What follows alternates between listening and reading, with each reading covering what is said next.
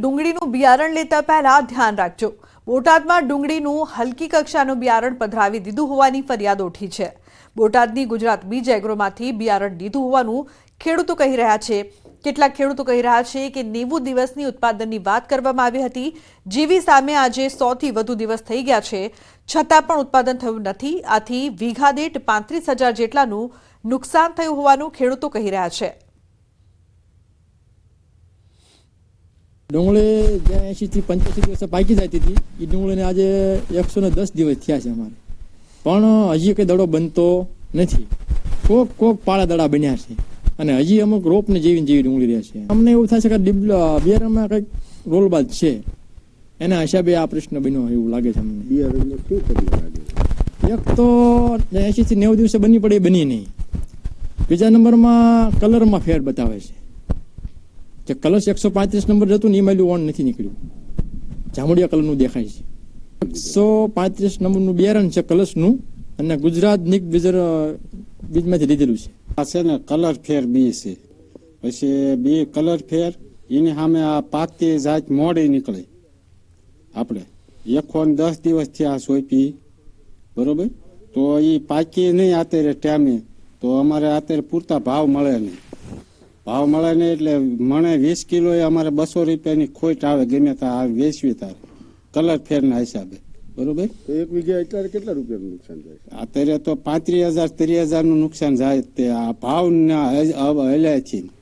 તો નહીં પાકવા પાછળનું કારણ? પાકવાનું તો આ બિયારણમાં મિસ્ટેક આવ્યું હોય। તો હવે કેટલાક ખેડૂતો વિરોધ કરી રહ્યા છે, તો કેટલાક ખેડૂતો આ ડુંગળીના બિયારણને સમર્થન પણ કરી રહ્યા છે।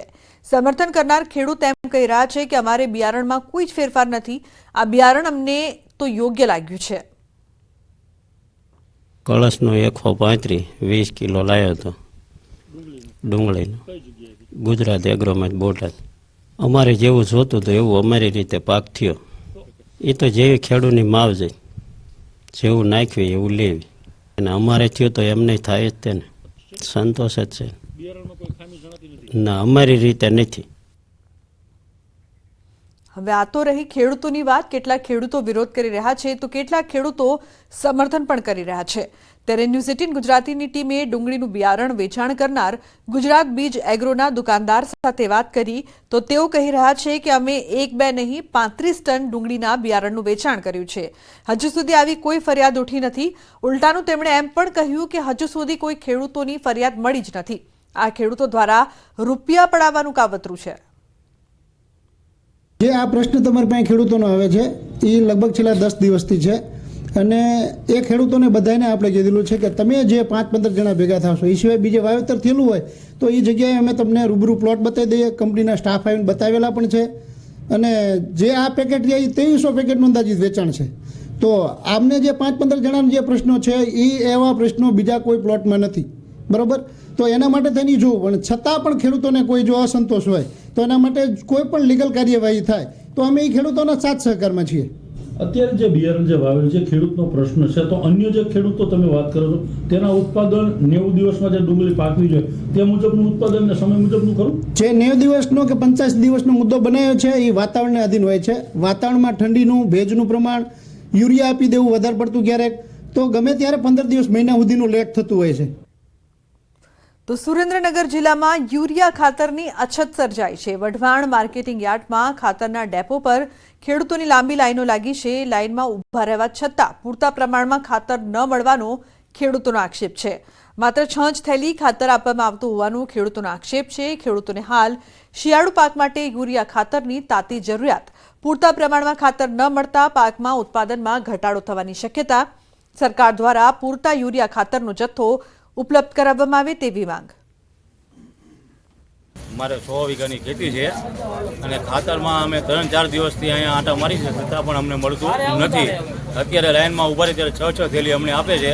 અમારી જરૂરિયાત 20-25 થેલીની છે, એટલે અમને ટાઈમે ખાતર મળે એવું સરકારશ્રીને અમારી એવો વિનંતી છે કે ટાઈમે ખાતર મળે એવું કરો, નહીંતર અમારા પાકની અંદર અત્યારે ખાસ જરૂરિયાત છે। મારી પાસે 15 એકર જમીન છે, મારે ઉરિયાની 20 થેલીની જરૂર છે। આ 6 થેલી આપે છે, આખો દિવસમાં આ ત્રીજો ધક્કો છે અમારે, અને 6 ઠેલી રોજ આપે તો જરૂરિયાત મુજબ સરકારશ્રીને વિનંતી કે ખેડૂતને ટાઈમસર ખાતર મળી રહે એવી નમ્ર વિનંતી. કહ્યું છે કે આગામી દિવસોમાં પણ ઠંડીનો ચમકારો રહેશે. ગુજરાતમાં કડકડતી ઠંડી, લોકો ઠૂંઠવાયા. નલિયામાં કોલ્ડ વેવ જેવી સ્થિતિ. માઉન્ટ આબુમાં જામ્યો બરફ. છેલ્લા એક અઠવાડિયાથી રાજ્યમાં કાતિલ ઠંડી અને સુસવાટા ભર્યા પવનોએ લોકોને ઠૂંઠવી નાખ્યા. શિયાળો જામતા જ વાતાવરણમાં પલટો આવ્યો ને હાડ થીજવતી ઠંડી પડી રહી છે. રાજ્યમાં મોટાભાગના સેન્ટરો પર લઘુત્તમ તાપમાન ઘટીને 15 ડિગ્રીની નીચે પહોંચી ગયું છે. આગામી દિવસોમાં પણ તાપમાન યથાવત રહેવાની સંભાવનાઓ વ્યક્ત કરાઈ છે. રાજ્યમાં નલિયા સૌથી ઠંડુ શહેર બન્યું છે. નલિયામાં લઘુત્તમ તાપમાન ઘટીને 6 ડિગ્રી સેલ્સિયસે પહોંચ્યું. આ સિવાય અમદાવાદમાં સૌથી નીચું લઘુત્તમ તાપમાન 13 ડિગ્રી અને ગાંધીનગરમાં 11 ડિગ્રી સેલ્સિયસ નોંધાયું. રાજ્યમાં સૌરાષ્ટ્ર કચ્છના ભુજ, નલિયા, કંડલા, અમરેલી, રાજકોટ, સુરેન્દ્રનગર, મહુવા, કેશોદમાં લઘુત્તમ તાપમાન 15 ડિગ્રી સેલ્સિયસની નીચે નોંધાયું છે. આગામી 7 દિવસ ગુજરાતનું હવામાન સૂકું રહેવાની સંભાવના છે. આ દરમિયાન વરસાદ કે કોલ્ડ વેવની કોઈ ચેતવણી નથી અપાઈ. હવામાન વિભાગ અનુસાર 7 દિવસ રાજ્યમાં વાતાવરણ શુષ્ક રહેશે. પવનની દિશા ઉત્તર પૂર્વથી પૂર્વ તરફના પવનો ફૂંકાઈ શકે છે, જેને લઈ ઠંડીનો ચમકારો હજુ પણ યથાવત રહેશે. એક તરફ કાતિલ ઠંડી તો બીજી તરફ પરેશ ગોસ્વામીએ કરી માવઠાની આગાહી. શીતલહેરના સુસવાટાએ રાજ્યમાં કાતિલ ઠંડીનો કહેર વર્તાવ્યો. કેટલાક દિવસથી રાજ્યના મોટાભાગના વિસ્તારો ઠંડીમાં ઠૂંઠવાયા. જો કે હાડ થીજવતી આ ઠંડી વચ્ચે હવામાન નિષ્ણાત પરેશ ગોસ્વામીએ ડરામણી આગાહી કરી છે.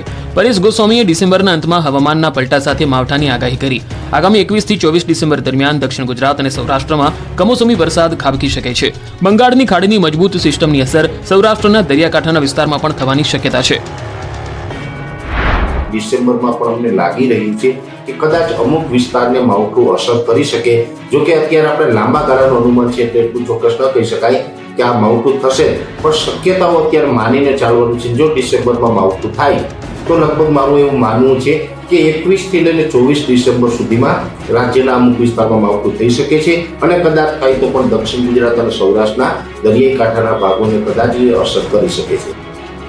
આ તરફ માઉન્ટ આબુ પણ કાતિલ ઠંડીની ઝપેટમાં આવ્યું છે. સતત 5મા દિવસે પારો માઇનસમાં પહોંચ્યો.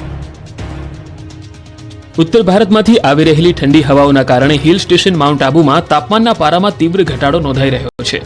માઉન્ટ આબુમાં સતત 5મા દિવસે તાપમાન માઇનસમાં નોંધાયું હતું. હાલમાં આબુ શહેરમાં -2 ડિગ્રી તો ગુરુ શિખર અચલગઢમાં -5 ડિગ્રી સુધી પારો ગગડ્યો હતો. માઇનસમાં તાપમાન હોવાથી સ્થિતિ એવી બની છે કે બહાર પાર્ક કરેલા વાહનો પર બરફના થર જામી જાય છે, તો મેદાનો પર પણ બરફના થર જામી જાય છે.